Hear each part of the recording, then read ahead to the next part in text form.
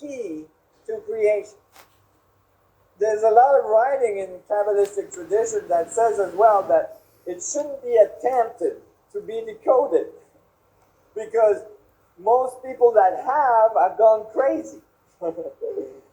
And so I took those warnings seriously, and I thought, well, I'm most likely already crazy. Well, I live in a van.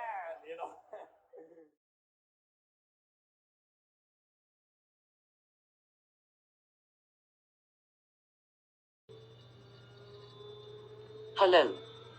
David here, aka GZ333. Well, welcome to the second part of our 3-part special on the subconscious mind. Its power and applications. Oh, of course, and how to utilize it.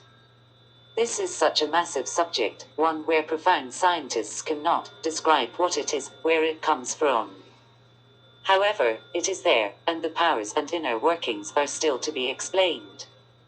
A lot of people will not yet know of it, or will have studied much on the practice, but have not yet experienced it, felt it. They do not know what it is. If you cannot feel this, if you have not arrived at this clarity, this self-belief yet, you must imagine it, imagine the feeling. Evidently one will come to the day where one no longer has to contextualize, no need to imagine the feeling. You will come to this clarity within yourself.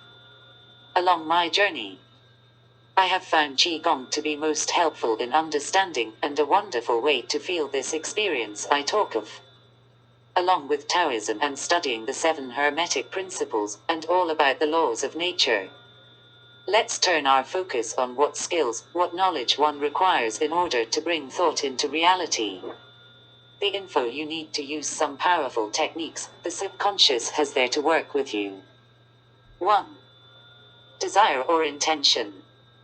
2. Some form of spiritual clarity or belief.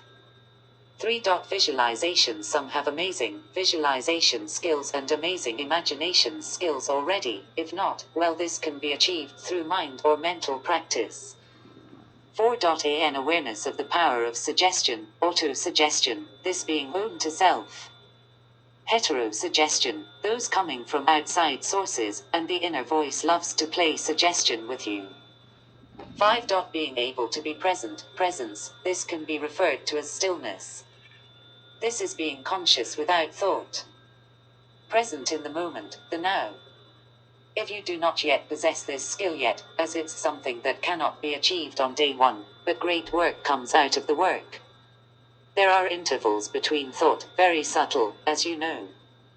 Here is an example for you, so you understand what I mean through experience. So can I ask you to focus on me? Just for a moment here. Okay. So watch this. And now. This. Now once more. Focus on me. Now look, watch. And now. This. Was there any thought present there? Anyone? Good, a simple example of practice. Now you have an awareness and experience of being present, without thought. Believe it or not, I did a video on the domain of the transcendental some months back. With no knowledge upon it. Only to discover, through Jordan Peterson, Eckhart Tolle, and Eastern practices combined with Western ones, that this, yes, being present without thought is the very domain. How amazing! This connection is where the subconscious draws the source knowledge into one's consciousness. Say you are writing, without scripts, just typing, flowing freely as the mind, the body and the inner essence work in communion, in harmony with each other.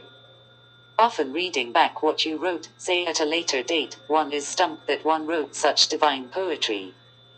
Is this not so? I think 3-part special is not long enough. Think, practice, gain info. When we return for part 3 you will have a greater understanding of the teachings to follow. Until then. Peace and love. GZ333. 6.